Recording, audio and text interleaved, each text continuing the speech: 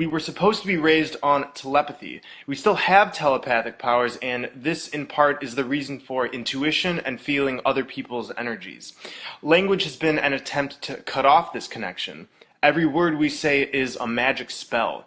So spelling, spell casting, has been specifically used to denigrate our divine selves. We are born into this world. Born comes from the English word barren. Today's definition of barren is unfruitful, bleak, and lifeless. Our children, as designated by our language, aren't even ours. Parents are a pair who rents. Our governments, especially our courts, don't treat a parent's right to control and direct the upbringing of their child as a fundamental liberty. We're forced from a young age through many types of indoctrination, and our parents are helping in this process. Look at the word childhood. A hood is used to cloak and hide. The etymology of children is chill and dren. Chill means cold. Dren is a name meaning a strong and healthy individual. So children are strong individuals who must be chilled, made cold. Stay with me, this will all come together. In Ballantyne's 1948 Law Dictionary, the term human being says sea monster. When we see monster, we get the definition, a human being by birth, but in some part resembling a lower animal. In the Oxford New English Dictionary of 1901, a human is defined as belonging or relative to man, as distinguished from God or superhuman beings. So these definitions are telling us we're monsters and have no inherent divine qualities. The word live backwards is evil. Our language is telling us we're born as monsters who are bleak and lifeless to a pair who rents us out to the government and other corporations that indoctrinate us. Our childhood is spent under a cloak, so our divinity will be hidden from us, and we're evil when we live.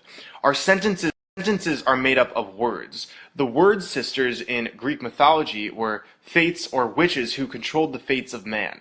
Every word we say directly affects our reality and ultimately our fate.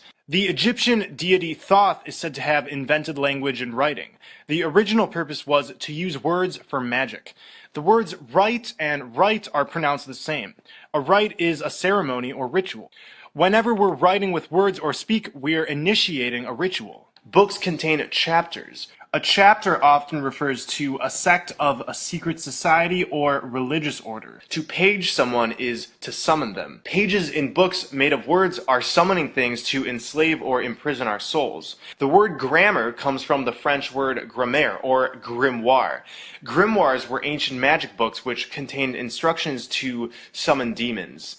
I want to mention sounds affect everything around us. The study of cymatics is the study of sound vibration on matter, and it has been demonstrated that vibrations and frequencies create geometric patterns in sand and other mediums. We wake up each morning. A wake is a funeral party held for the dead.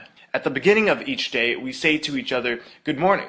Mourning is what you do when you're sad for the loss of someone or something. We begin each day reveling in the morning of our divine nature, which has been stripped from us, by calling it a good morning. It's pretty masochistic if you ask me.